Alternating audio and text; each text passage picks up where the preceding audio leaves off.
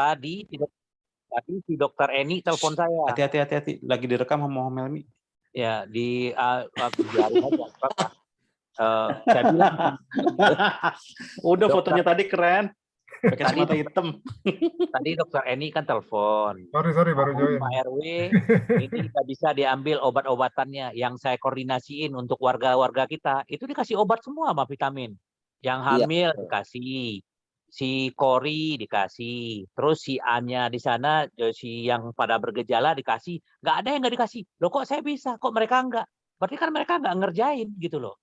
Orang ya, masa ya saya nggak mau, jujur aja. Saya urusan yayasan yang santri saya nggak mau ikut karena kan bukannya kalau kita kan lebih fokus ke warga kita sendiri gitu loh. Nah itu bagaimana yayasan kan udah saya kasih tahu. Nih loh channelnya ke sini. Ya masa saya juga yang harus ngerjain ya enggak lah. Itu buktinya kan. Coba aja tanya semua warga yang positif ada nggak dihubungin sama dokter puskesmas. Ada nggak di data? Ada semua.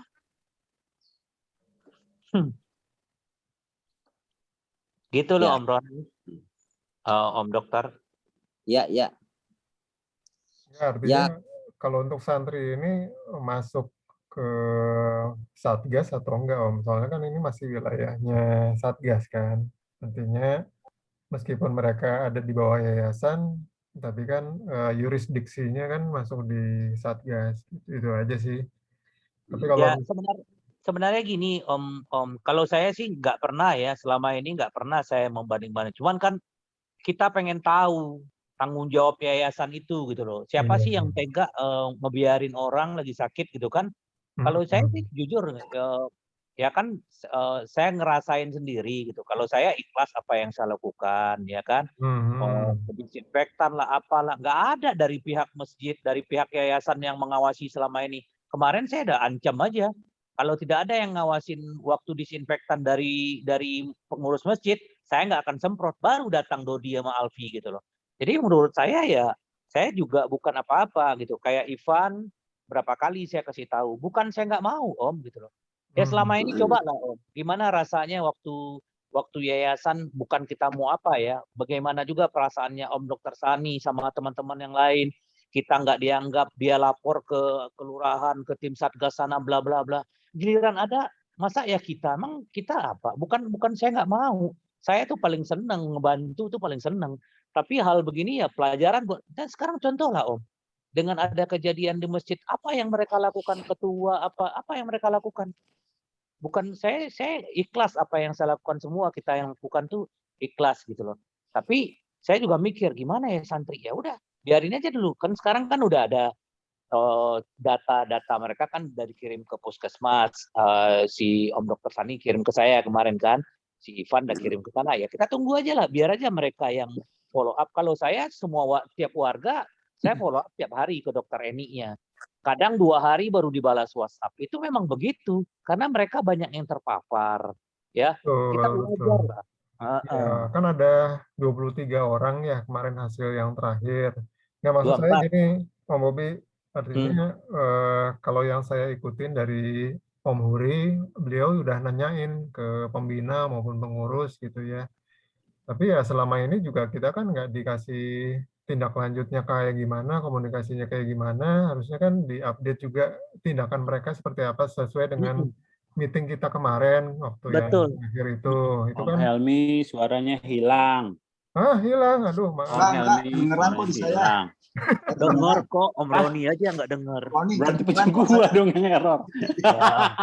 Aduh, Uma tuh. Om Roni sentimen kayak ini sama Om nih. Nggak denger. Iya gitu, jadi kalau dari koordinasi yang kemarin malam itu kan ya sudah ini ya, artinya dikirain itu bakal kita diupdate gitu loh. Tapi dari yayasan sendiri nggak kasih update apa-apa ke kita gitu loh. Dan itu sudah ditanyain langsung sama Om Huri, saya tahu gitu. Iya. Waktu kita kemarin tes gen setelah meeting malam, betul. Saya kan ketemu dengan beberapa DKM ya, ketemu Dodi lah, ketemu siapa gitu. terutama juga Ustadz Rival pun pas lagi tes bareng, pas Om Helmi udah pulang, saya tanya, next-nya apa ini? Kok kita nggak diupdate apa-apa? Itu. Jadi jangan salahin kami kalau kami juga nggak bisa bantu karena kalian diem. Tapi pada saat mereka kemarin sempat beberapa anak panasnya tinggi, tiba-tiba mereka telepon, ini tolong bantuin dong, hubungin puskesmas. Saya bilang, puskesmas itu jangan cuma 3-5 kali telepon, terus kalian bilang, udah, jangan, harus terus. Kalau kalian merasa kesulitan, cari dokter home care. Itu lebih baik. Kondisinya sekarang udah lebih urgent, saya bilang. Cari dokter home care. Tahu dikerjain atau enggak. Nggak ada update juga. Iya, ya artinya ya ini kan termasuk banyak ya 23 santri itu, artinya harus ada orang yang bisa in charge di situ untuk melihat perkembangannya. Betul. Ya Saya kan? setuju, Om. Saya setuju dengan apa yang Om Helmi bilang. Yang in charge di situ tuh siapa? Betul. Kita Nggak ada sekarang. Itu yang kita nggak tahu kan. Bos, Gitu. nah, setelah hasil yang kemarin itu, misalkan dia melakukan apa-apa, tindakan apa terhadap anak-anak tersebut, apa yang dilakukan, itu harusnya kita diupdate, jadi kita tahu gitu. Kita nggak bisa berbuat ke dalam, nggak bisa keluar. Terus apa? Memang kita mau gagah-gagahan. Karena gini juga Om Bambang, karena mereka berharap kita yang handle semua, gitu loh. Nggak bisa gitu dong. Makanya kalau saya sih ngelihatnya gitu. Habis itu, Om Helmi coba marahin mereka, Om. Nggak bener itu, Om. Aduh. Makanya gitu. Om Kemarin Helmi. yang saya dengar itu yang in charge adalah Pak Ivan untuk anak-anak ini. Jadi di dalam itu ada namanya Azwin. Terus di bagian luar ada namanya Ustadz Iman, baru penanggung jawabnya itu adalah si Ivan. Ivan kalau nggak available itu Dodi. Terus saya bilang, ya udah, kalian update lah ke kita. Nextnya apa? Oh, sekarang kami baru beli obat, vitamin dan segalanya. Oke, sekarang saya butuh madu karena kita udah drop kemarin kurs alhindikan dia 5. Ya udah, tolong disiapkan gitu loh. Tapi terusnya tolong di-update kita lagi, ya itu terakhirnya di-update, ini panas banget nih, tolong kontakin. Lah kalau nggak bisa dikontakin ya memang mereka lagi sibuk, makanya saya bilang udah cari dokter lain deh. Kayaknya emang ya gimana ya, setengah hati kayaknya untuk menghandle-nya. Jadi apa-apa tuh kayak ya udah, gue udah cukup usahanya untuk telepon puskesmas titik gitu loh. Aduh, nggak bisa kayak Usahanya apalagi ya cari dokter atau makanya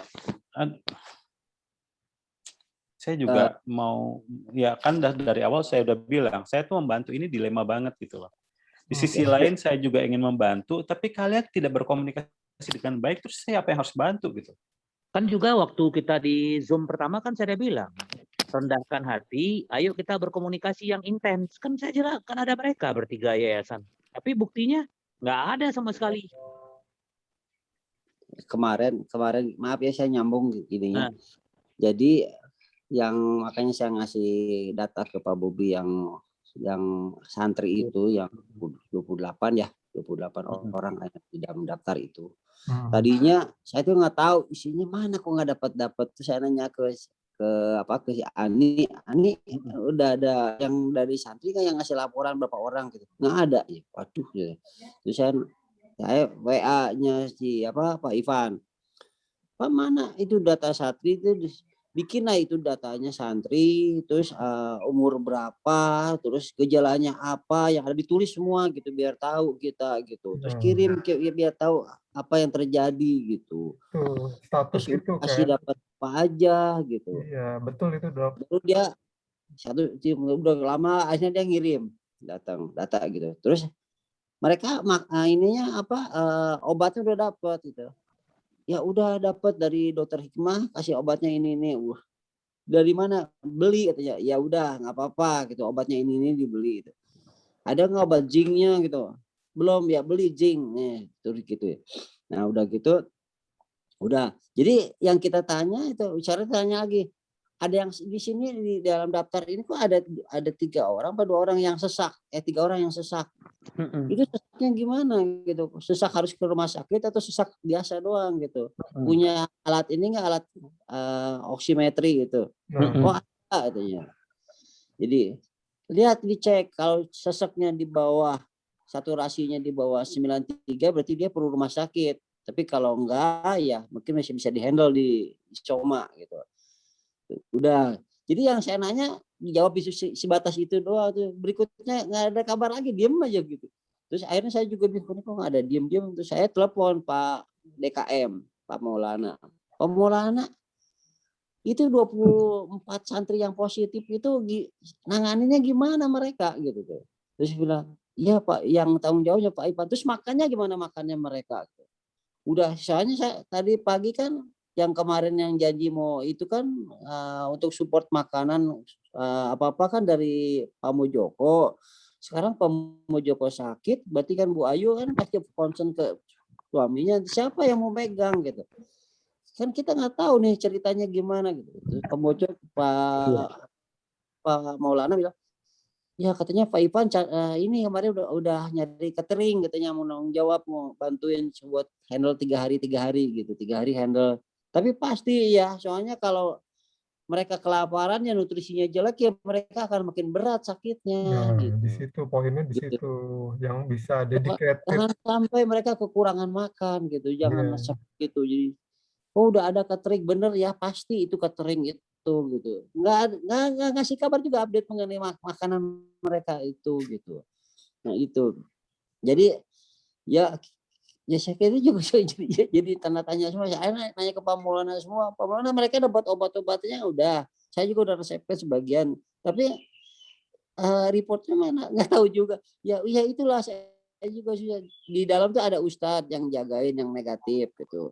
Yang ustadz itu yang buat ketemu apa di pintu gerbang depan masjid tuh katanya. Iya boleh nggak apa-apa. Tapi yang jelas tahu apa-apa tuh harus segera gitu. Jadi ya obat-obat harus lengkap ada di tempat gitu. Terus yang namanya menghubungi puskesmas itu nggak bisa sekali karena mereka tuh tidak hanya satu doang nggak memikirin masjid, enggak itu tuh ratusan itu yang harus dikelilingin sama satu dokter kepala puskesmas di itu udah banyak mereka juga udah pusing gitu. Jadi ya kita bersabar yang apa yang bisa kita kerjakan boleh aja kita konsul biar apa kasih apa tapi obat harus disiapkan di situ gitu. Jadi pertama ya saturasi itu gitu. Kalau ada makin berat buruk kan bisa segera kita telepon berkali-kali ke dokter yang wilayah yang ada di situ buat bisa membantu gitu. Tapi bukan berarti dia harus 100% memperhatikan masjid semua. Enggak, mereka juga banyak tugas yang lain gitu. Hanya iya Pak Maulana bilang itu gitu. Jadi yang jelas ya harus seperti yang tadi yang Bapak ini semua bilang bahwa kita mah harus update. Kita juga nggak bisa tinggal diam itu ada di wilayah kita gitu. Kalau jangan sampai ada kejadian yang luar biasa terjadi di wilayah kita ya kita nggak peduli bukannya kita nggak peduli tapi ya saling bantu lah kayak kita juga udah capek ribut saya juga mikirin di sini mikirin di rumah sakit aja udah pusing kan. Jadi pontang-panting gini kok gimana ya gitu. Seperti ya ada sempat waktu dikit ya kerjain dulu kalau nggak ada ya itu lebih baik bang komunikasi harus jalan gitu. Dan ntar kelanjutannya lagi setelah ini mau diapakan nih karena kayaknya ini akan makin naik terus ini aja dalam 1 hari aja udah nambah dari kemarin 8 keluarga udah 11 keluarga sekarang nambah. Tiba-tiba nambah mungkin akan nambah lagi nah itu yang ditakutkan tuh gitu. Jadi berikutnya akan apa nih kita nih harus jalan jadi jangan ya harus ada langkah berikutnya lagi gitu apa harus ditutup benar seperti yang dibatasin semua kegiatan ya oke aja sih nggak apa-apa gitu ya biar benar-benar ditutup terus yang apa mau dibikin sweeping lagi siapa lagi warga yang ini jadi dikurangi mobilitas keluarganya gitu bisa aja itu terjadi gitu. Ya kira-kira itu dulu Pak mungkin ada tambahan lagi. Kalau ya halo ya boleh usul ya boleh kan, nggak boleh kirim makanan dulu ke baru Bu itu. Enggak, kemarin sempat sebelum kejadian ini saya sempat ngobrol sama Ustadz Rifal gitu ya. Kebetulan waktu kemarin tuh bahas masalah kegiatan kurban gitu ya. Kan mau melibatkan santri juga waktu itu sebelum kejadian ini ya. Ustadz Rifa ngomong ke saya, Pak, kalau misalnya urusan santri segala macam, mendingan itu ke guru aja deh, daripada ribet di yayasan sama di DKM gitu. Jadi koordinasinya sama Ustadz Rifa sama Ustadz Iqbal, gitu loh, daripada harus birokrasinya ke yayasan sama DKM. Sarannya Ustadz Rifal begitu yang saya tangkap ya waktu kemarin.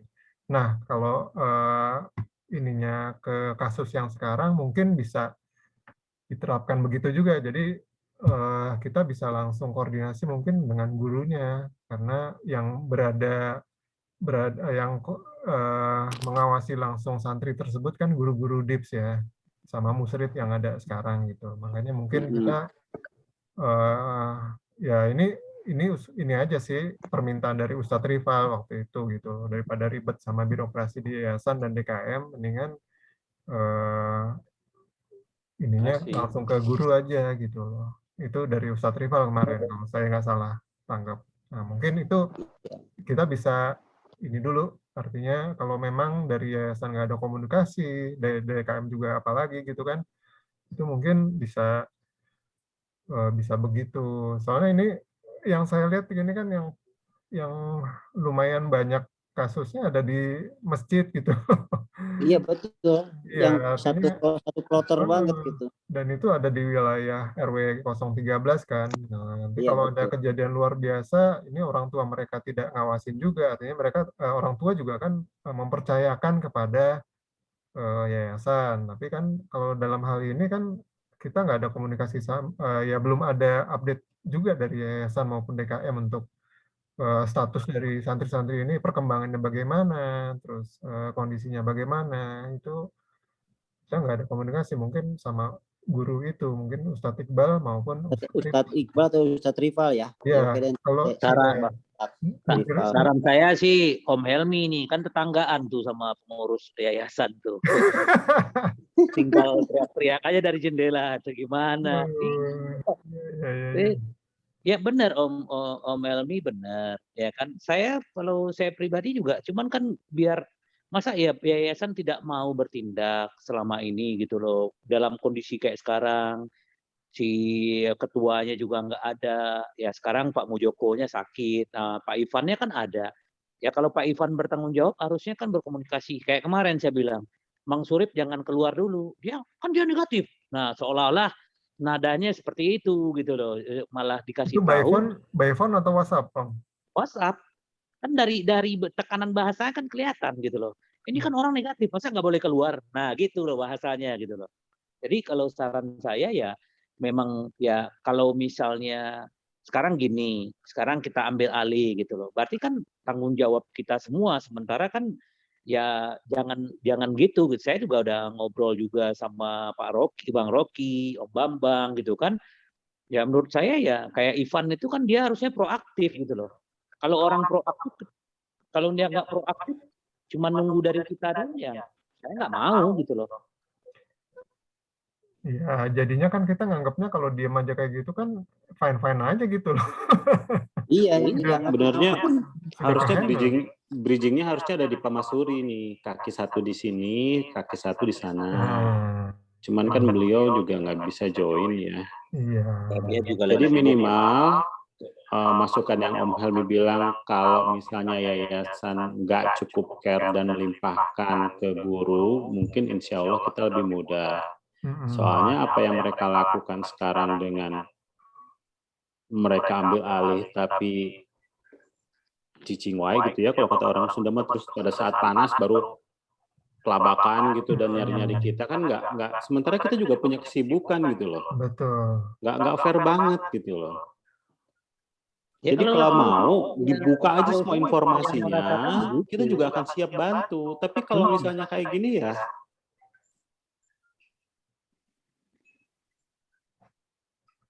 atau diminta ke ini aja di ultimatum. Mohon tiap hari memberi update. Jadi mereka harus aktif menanyakan kondisi kondisi si santri gimana gitu, ngasih tahu gimana, boleh. Nah, kita akan cross checknya, ntar langsung kita cross check apa yang misalkan Pak Ivan, dimohon Pak Ivan untuk segera update tiap hari kondisi santri. Betul. Ya gitu doang. Mungkin Jadi bisa dia dikerjakan nggak? Nah, terus kita cross checknya ke Pak Ustadz Rival, cross check. Jadi jadi dapat dua yang apa, terus saya kontak Pak Ustadz Rivalnya, Pak Ustadz Rival gimana gini udah ada ini belum gitu. Jadi dapat data, karena kalau datanya itu kan akan dikirim ke puskesmas tiap hari itu biar dapat data awalnya. Nah, jadi itu daftar update-nya Pak Ivan itu yang bikin semuanya tuh, dan dia lapor ke kita.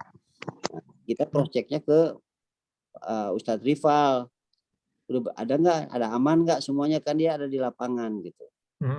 Jadi biar mereka benar-benar harus jalan gitu. Terus apalagi mengenai nutrisi, udah dikasih belum, ini belum ya. Kita kan update-nya, kabarnya kan dari Pak Ivan, tapi kita dapat bocorannya dari Pak Ustadz Rival. Jadi dapat saling di cross check aja gitu. Jadi kita nggak langsung turun ke sana langsung gitu, mereka aja yang pengen udah nyampe nggak, udah beres nggak gitu. Jadi kita pantau aja. Kira-kira itu kali. Bagus sih, Dok. Ntar kita coba koordinasiin. Kayaknya Ustadz Rival emang concern banget. Cuman saya cuma takutnya pada saat kita menjalani dua objektif seperti ini, mereka tahu Ustadz Rival yang memberi update, saya sih ngeliat mereka baperan banget ya, tapi nggak ngerti. Tapi kalau suruh kerja nanggung gitu loh. Iya, setengah jalan. Ya, mereka mah nggak kerja. Kelihatan kok. Ya, tapi bagus tuh. Kayaknya bisa dicoba tuh, daripada kita juga nunggu-nunggu tiba-tiba ntar kita kelimpahan yang susah gitu kan. Iya, mendingan gitu. Harus diantisipasi dari awal, betul. Jadi dari awal udah diantisipasi. Kalau yang bisa dikerjakan kita kasih. Oh, tinggal Pak Ustadz Rival kasih aja mereka paracetamol gitu. Atau kasih dulu ini gitu, atau jemur atau apa gitu. Jadi bisa instruksi gitu. Nah, terus kita kabarnya atau ada yang kok ini yang asalnya dia bukan bisa kita tegur, gimana update-nya, bisa kita gituin lagi. Itu ada yang sosok kok nggak tahu gitu, bisa gitu. Iya, kita lebih tahu update-nya ya. Iya, jadi lebih tahu gitu. Jadi kita bisa cross check aja. Jadi kita kan nggak langsung turun ke lapangan apa-apa gitu, kita tinggal telepon. Jadi yang kalau Pak Ustadz Rivalnya yang lebih concern ya tinggal meng-cross check aja gitu. Kelihatannya bagus begitu. Jadi Ustadz Rival itu kan wakil mudir. Kalau Ustadz Rival itu mudirnya. Jadi yang standby di Mahogany itu Ustadz Rival kan. Jadi baiknya. Iya, bisa ntar saya telepon aja Pak Ustadz Rivalnya. Boleh, Dok. Terus sekarang mengenai warga gimana nih? Apa mau kita rencana tindak lanjut sih? Akan datangnya Pak RW? Nah, ini tadi yang Om Roni bikin gimana? Ya kalau lockdown sih mungkin enggak ya. Mungkin kita ya pembatasan aja tadi. Ya, apa gitu. Ya. Atau mungkin ya kayak tamu ya kan, harus konfirmasi. Kayaknya sekarang kalau bertamu kan memang agak repot ya. Wah, sekarang lebih was-was banget. Iya. Bertamu. Om Roni yang tadi gimana Om? Bulan? Yang mana? Tuh yang tadi pagi. Jadi konsepnya disamain dulu ketika kita mencoba melonggarkan pada saat Idul Fitri gitu ya. Tahun lalu. Jadi ada beberapa concern sih sesuai dengan diskusi tadi pagi. Pertama, yang namanya lockdown rada susah dilakukan karena banyak orang yang merasa sakit atau yang bermasalah juga, dengan uang yang ada dia akan pesan makanan dari luar meskipun kita udah support. Nah, kondisi yang penting dengan kondisi seperti ini adalah kita meminta warga untuk menyediakan sebuah space untuk sebuah wadah gitu dengan diberi nama semua untuk menaruh paket, drop off paket sama makanan tanpa perlu kontak langsung. Jadi kita diharapkan warga tidak melakukan COD. Jadi cukup taruh di tempat yang visible, terlihat buat si Grab, Gojek, atau siapapun yang akan mengirim paket, taruh di situ, foto dia kan akan selesai. Itu satu. Terus untuk yang keluar masuk, baik itu tamu, tukang, teknisi, itu semua kalau bisa diceknya lebih detail ya. Artinya kalau misalnya tamu, kita cross check ke yang bersangkutan, orang rumah, orang warga mahogani, apakah mereka memang mempunyai tamu dan bisa bertemu. Kalau misalnya bertemu, kita harapkan di luar. Kalau teknisi mungkin ya lebih jaga jarak dan kita perhatikan masker dan segalanya. Terutama kebutuhan untuk mencuci tangan itu penting banget. Nah, untuk teknisi dan si tukang mungkin akan bagus kalau mereka punya periodically tes antigen. Misalnya setiap minggu kita terima report baru. Intinya tukang dan teknisi yang keluar masuk itu memang punya kriteria yang lebih baik atau aman untuk masuk ke sini. Untuk tukang makanan, saya pikir sih sama aja ya, nggak ada masalah, masih di bundaran, toh mereka juga nggak keluyuran masuk. Kecuali mungkin yang perlu monitor aja sih. Jadi kalau bisa mungkin security kita taruh full banyak di depan kali ya. Ya. Terus kalau misalnya ada tamu dan apa, mungkin kalau perlu dimonitor atau diliatin, diawasi, mungkin itu juga baik.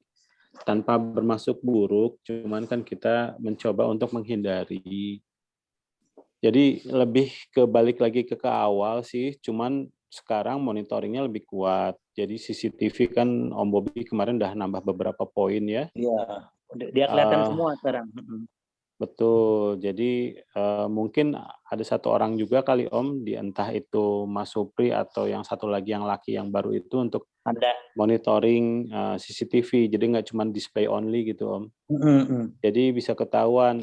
Dia juga bisa monitoring si security. Tolong nih ada tamu nih, kamu monitoring ke sini, ke sana, ikutin sana, ikutin sini, atau minimal kamu passing through lihat apa yang mereka lakukan. Seperti itulah Om.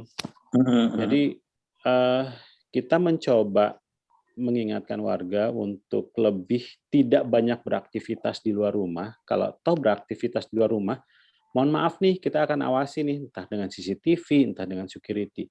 Akan seperti itu sih, karena kalau lihat dari PPM mikro, itu memang pembatasannya lebih ekstrim, bukan cagi 5, tapi 3 orang itu udah batasan maksimal. Di luar 5, di luar 3 itu harus dibubarkan, bentuknya apapun. Apalagi informasi yang saya dengar yang versi Delta ini kan kalau masker nggak cukup rapat dengan jarak cuman selintasan tanpa harus nunggu 15 menit, bisa gitu kan. Itu kan lebih menyeramkan. Jadi maksudnya lebih ke arah sana aja sih. Jadi mungkin tidak menggunakan istilah lockdown ya, kita sesuaikan dengan Presiden minta PPM mikro, ya udah kita lakukan dengan batasan seperti ini. Kita minta warga dengan legowo untuk lebih banyak di rumah, tidak banyak menerima tamu, dan kalaupun sering terima paket atau order itu harus taruh di depan, jadi tidak ada direct contact, dan harus disemprot sebelum dipegang dan dibawa ke dalam, kayak gitu-gitu aja lagi sih. Tapi minimal kalau toh mereka melakukan keluar, mohon maaf, kita akan dengan sangat memonitoring kebiasaan kalian di luar seperti apa melalui CCTV dan security. Dan kebiasaan menggunakan masker yang menutup, beneran menutup, dan cuci tangan itu menjadi satu keharusan. Itu aja sih mungkin, nggak tahu. Mungkin ada tambahan yang lain? Tambahan kalau warga yang positif itu paketnya dihantar kan? Semua diantar sih Pak. Semua dihantar kan? Ya, semua diantar sampai rumah. Nah, tapi di rumah itu harus disediain tempat ya, gitu. Tempat ya, betul. Betul. Ya. Berarti segi monitor yang harus harus kuat. Iya. Misalkan paket itu lari ke A3 gitu. Jadi kita lihat dia nyampe ke A3 gitu. Jadi dari depan tuh bilang, "Pak, mana paket? Mau ke A3 ini." "Oh ya, lurus ke sini sini." Nah, saat gitu langsung dari sapam depan masih tahu pakai HT. Monitor itu CCTV, ini ada paket ke A3. Sekarang mau lagi jalan nih gitu. Dilihat sampai nggak ke sana. Betul. Tinggal di Seperti itu. itu aja jadi nyampe balik lagi dianya gitu. Jadi nggak nyasar A3 jadi E3 gitu. Jadi nggak gitu. Terus untuk yang Bisa security kelihatan depan dari mungkin harus tambahan itu kali ya, maskernya jangan pakai sampai yang benar. pakai di depan aja. Ya, masker yang sapam depan tuh jangan Kain. turun ke dagu. Nggak ada ini turun ke dagu. Tapi pikiran ada tamu atau yang lewat situ naikin nih ke atas. Itu naik turun itu ya tangan itu kan jadi ini kontaminasi dengan yang di gitu. Jadi ya sama aja gitu. Harusnya masker pas nempel di mulut, di muka pakai masker jangan dilepas. Kalau dilepas ya harus ganti masker gitu. Jangan sampai turun ke dagu gitu. Habis rata-rata saya lewat depan itu masker sampai di dagu ya saya lewat naikin dulu ke atas. Lagi nggak ada lewat turunin ke dagu. Dulu katanya. Rokok dulu saya open, rokok dulu nih Pak. Ya itu kayak Pak Wiji itu kemarin ketangkep nih ngerokok. Ya ada lagi nggak? Kira-kira gitu aja ya. Iya sih, paling itu aja. Ya oke.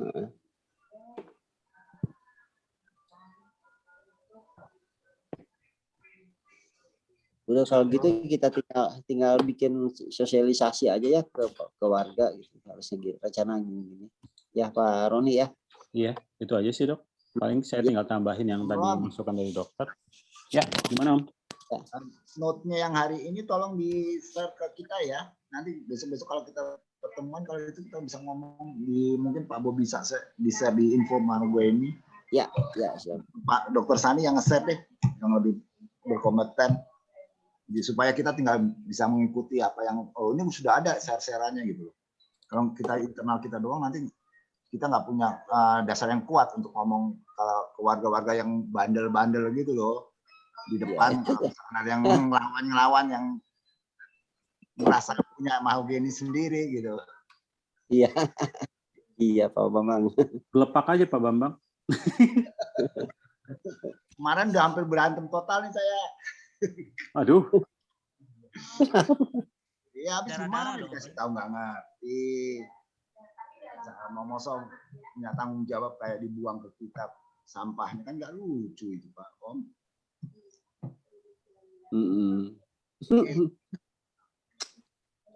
Mengajaib warga kita mah ya. Mestinya kan kayak Mbah Urip kan mestinya dia masih carry ini pembawa ya, belum tahu kita hasilnya walaupun dia pada saat negatif.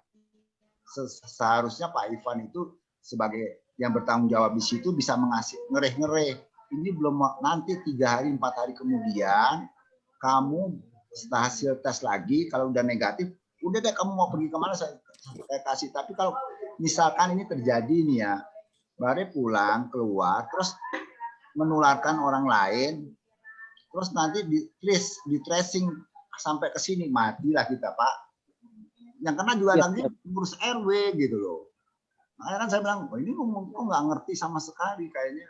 Oh negatif boleh, nggak begitu. Dia kan di dalam lokasi lingkungan yang sudah zona merah dan itu tidak bisa diberlakukan seperti itu. Benar nggak Dok? Betul. Nah, makanya harus berani melarang. Itu kan baru tes itu doang antigen. Makanya Dok, itu dia kan harus berani melarang. Jadi maksud saya harus punya berani ngambil resiko, bukan ini masih nggak begitu. Apa dia nggak pernah baca atau dia nggak pernah update atau gimana? Saya nggak ngerti nih Om. Makanya selama ini apa gitu loh. Harusnya kan dia setelah kejadian ini dia baca. Ya mungkin harus banyak baca gitu loh. Saya pikir gitu Dok ya. Iya betul. kemarin dilaporin sama security, saya bilang security sempat juga lapor, terus sempat tanyakan Pak Maulana, Pak Ivan sudah izin. Ini bukan masalah izinnya, saya bilang. Ini masalah nyawa, kita punya tanggung jawab terhadap masyarakat secara umum, bukan masyarakat secara pribadi-pribadi gitu loh. Itu yang saya menjadi kecewa banget gitu loh sama ini gitu. Ya itu aja Om, saya sampaikan. Iya. Makasih. Dan kalaupun Mang Surip balik lagi itu juga harus diisolasi dulu, tuh nggak bisa main masuk-masuk aja itu. Iya, isolasi sama Isolasi dicek sama lagi. iya, prosedurnya nggak bisa segampang itu masuk lagi gitu, harus dikarantina dulu. Iya. Padahal kan kalau secara logika ya, Bang Surip itu kan tukang masak. Harusnya dia tetap standby kan. Malah Persis.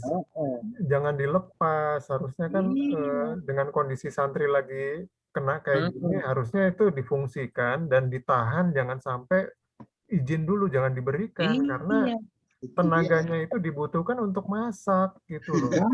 Kok ini malah diizinkan pulang? Malah diizinkan pulang, heran. Ya makanya nggak ngerti lah kita cara berpikir Jadi mereka. kita nggak berani ngambil itu, dia posisi kita di mana gitu loh, sebagai ya apakah kita bisa melarang seperti itu, kan itu ada yang punya kewenangan di situ. Kita mau nggak bisa juga omelin, walaupun kita sama-sama satu itu kan masukannya. Sebenarnya kemarin waktu diskusi malam dengan mereka itu kan udah dibilangin tuh sama Pak Bobi bahwa di dalam zona merah itu atau zona yang klasternya banyak, sakit maupun tidak sakit tidak boleh keluar. Ya sudah. Makanya itu nggak ngerti deh. Saya terima. Saya kan udah koordinasi sama kelurahan, kecamatan, sama kepolisian bahwa 14 hari itu tidak ada yang boleh keluar dan masuk di dalam itu gitu loh. Dan itu kalau udah melanggar prokes itu bisa ditindak. Itu memang ada undang-undangnya. Undang-undang prokes itu memang bisa diberlakukan gitu loh. Ya. Nah, kalau yang kasus hari ini masjid di lockdown terus ada warga yang Jumatan di luar, gimana tuh Om? Ya itu mau balik pribadi masing-masing Om Helmi. Saya ikutin Om Helmi loh. Nih jangan-jangan enggak, artinya kan ada keluar kawasan kan itu. Keluar kawasan kita kan nggak bisa ngelarang Om. Yang kerja, yang mana kan? Iya, itu. Kalau PPM Mikro masih tetap diperbolehkan, cuman pembatasannya tadi sekalian dimonitor. Jadi kayak misalnya tempat keramaian itu kayak public space, terutama Om, itu kayaknya si masjid kita tali rafiain tertutup, si taman kita tali rafiain ini tertutup, terus si lapangan tali rafiain kita tertutup. Jadi intinya semua public space itu tertutup. Kalau misalnya ada keramaian tidak lebih dari 3 orang.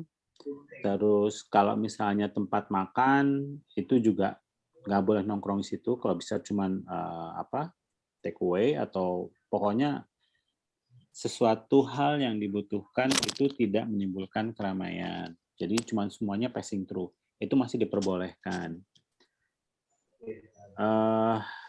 Kerja pun juga biasanya 50%, ini cuma 25%. Mungkin juga itu kita informasikan ke kayak misalnya ke tempat Pak Komar atau apa gitu. Tetap kerja masih dibolehkan, tapi mungkin bergantian sistemnya dan maksimum cuma 25% dari total capacity. Seperti itu sih kalau yang saya tangkap dari PPM Mikro.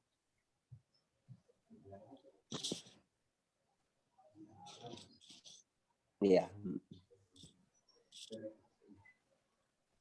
Nah, jadi kapan kita mau lakukan ini? Nggak masalah sih, ini aku buatin. Itu kan nanti Om besok ketemu dengan si para RT itu. Itu di-share, datang nggak datang, di-blast langsung. Iya. Setelah pertemuan ya. Eksekusi aja ya. Ya, besok setelah pertemuan, besok kita langsung eksekusi aja besok. Dan kita udah siapkan security koordinasi kan? Betul. Kita lebih ke internal kita aja Om, kayak tadi security mungkin dikasih maskernya masker medis kali ya. Saya lihat masih banyak yang apa namanya, yang kain. Kalau toh kain juga baiknya didobel seperti rekomendasi. Iya, Jangan turun seperti yang Dokter Sani, terus vitamin dan segalanya. Dan terutama untuk yang cuci tangan itu dirapihin lagi Om, karena kita akan menggalakkan cuci tangan. Udah itu udah dari sebelum kejadian ini saya udah gak ada wanti-wanti, itu dicek aja udah ini semua kok. Nah itu yang selalu saya wanti-wanti bahwa siapapun yang masuk mau jalan kaki mau motor, nah itu yang selalu masih sering lewat gitu loh. Security itu yang saya tadi kan juga apel pagi kan juga saya bilang ya memang ekstra hati-hati, ya memang ekstra sekarang kerjanya saya bilang, kayak kita di awal-awal kemarin kan sempat santai, nah kejadian kayak sekarang tuh benar-benar nggak bisa lagi gitu loh. Makanya kan cuci tangan, makanya kalau vitamin sih kita udah dari nggak pernah berhenti ya Om untuk vitamin. Jadi kekurangan untuk mereka sih nggak ada masalah ya. Oke. Ya. Insya Allah lah. Jadi aku tambahin yang tadi pagi buat pegangan buat meeting besok ya. Minimal kita semua tim Satgas membaca dan mengetahui. Jadi kalau misalnya besok, ya kalau bisa besok tuh cuman RT aja atau si pengurus yayasan diundang? Enggak, yayasan nggak diundang. Enggak. Kita cuman mau pengurus RT RW sama Satgas yang kita undang kan. Cuman ya kita nggak tahu yang datang berapa orang gitu kan. Ya nggak apa-apa, itu mah urusan mereka. Iya. Nah, usulan Dokter Sani siapa yang mau menyampaikan ke pihak yayasan atau ke pihak Ustadz Rival? Karena itu bagus banget dan itu harus segera. Usul. Ntar saya aja ini Dokter Sani aja. Usul aja kalau Dokter Ustadz Rival juga kalau perlu besok diajak hadir aja di situ supaya mendengar juga, atau salah satu dari DKM, maksudnya nggak ada yang bisa hadir Dok. Iya. Gimana? Biar kita nggak 2 kali kerja. Boleh kalau aja sih, kalau saya sih nggak. Supaya jelas. Kalau Dokter Sani besok kerja ya? Besok jam 8 kan, jam 8 rencananya. Iya. Saya tanda tangan kemarin tuh. Iya. Kerja sih tetap jam 8 kan besok itu hari Sabtu. Besok Sabtu jam 8 kemarin saya tanda tangan tuh jam 8 itu mulai. Jam 8 besok. Di jam 8 ada 2 jam, sebelum jam 8 setengah 9 saya udah jalan. Setengah 10 udah jalan. Minimal kan kita udah ada ya tetap berarti nggak boleh ngaret. Jadi jam 8 cetet mulai, jadi dokter bisa setengah 10 bisa langsung jalan. Iya, terus harapannya juga selesai bisa. Udah habis itu bisa langsung eksekusi ya Om Ron ya. Betul. Ya, betul. Nah ini yang baru-baru kena ini gimana Om? Perlu disosialisasiin lagi nggak kayak kemarin? Tentunya sih saya pikir baru udah cukup. Yang baru udah saya teleponin satu-satu. Oke. Udah ya. Kamu Joko, Pak Uday, udah, terus keluarganya Pak Uday udah saya teleponin satu-satu. Jadi ya caranya apa-apa udah saya kabarin sih. Wisnu juga udah G07. G07 saya belum dapat itunya teleponnya. Ini saya kirim ya. Iya. Wisnu. Jadi yang positif berdua sama tinggal G berapa? D7. 07 ya. Delta 7. D7. Itu udah saya kirim. Itu anaknya kan berarti masih aman ya. Itu siapa yang ngurus ya Om ya? Kan kalau si Bu Herta kan aman. Bu Herta bukan mbaknya juga positif ya Om? Itu 16 itu D16 itu Bu Herta. Enggak, kan kita pisahin ke N1 anak-anaknya. Belum jadi. Oh, belum jadi. Karena pengasuhnya positif. Mbaknya positif. Aduh, kasihan. Kemarin itu udah mau dipisahin. Izin udah dapat dari D1. Waktu kemarin saya bilang, Pak Bobi dites dulu itu. Bener positif. Yang mau nemeninnya. Ya nggak jadi, batal. Jadi kemarin itu saya tuh sosialisasi ke Bu D16 itu. Ya, Bu Herta itu atas bawah aja. Kalau dia di atas, anak-anak di bawah. Kalau mau dibersihin di bawah, berarti anak-anak keluar di luar gitu. di beranda gitu. Jadi gitu. Jadi kalau mau makan dia harus pakai masker. Saya udah kasih sih masker yang bagus, yang N95. Jadi si ibu itu menyuapi anak yang paling kecil itu ya pakai N95 gitu. Kamu kan pakai Windows tuh harus sering. Kira-kira itu kemarin tuh. Jadi ya belum bisa pindah juga, di situ aja kumpul semuanya kayaknya. Mungkin 4 hari lagi baru di tes swab lagi hasilnya gimana, yang 3 itu jadi positif enggak. Kalau nggak jadi positif ya berarti yang sosialisasi itu jalan terus jadinya.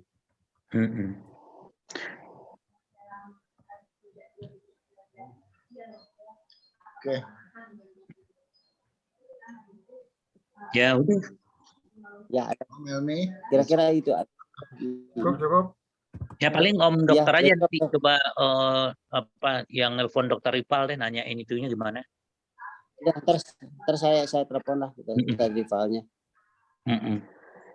Ya paling kita Ya, sekarang ini ya bisa koordinasi sama dia karena dia orangnya sangat proaktif dan sangat ini ya, kalau saya lihat care tinggi. Ya, kalau yang dari yayasan ya 3-tiganya kalau tidak kooperatif dia nggak kooperatif, jadi nunggu aja. Lebih baik ya Ustadz Ipal, benar lah. Betul. Ya, paling saya instruksi dulu ke orang si Pak Ivan, diinstruksiin gini ya. Ya gituin aja Om, tegasin aja. Bulan? Halo? Ya. Ya gimana? Setuju saya Om. Dok, setuju. Setuju ya. Ya mungkin saya instruksi dulu ke Pak Ivan, harus gini ya.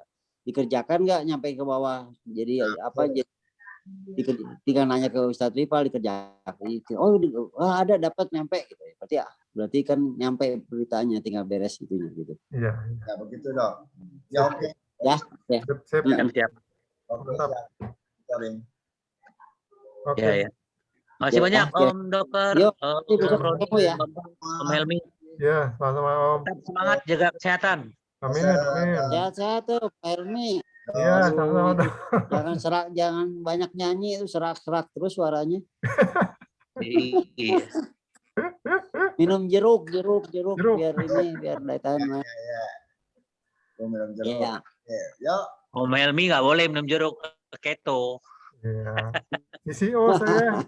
VCO. VCO.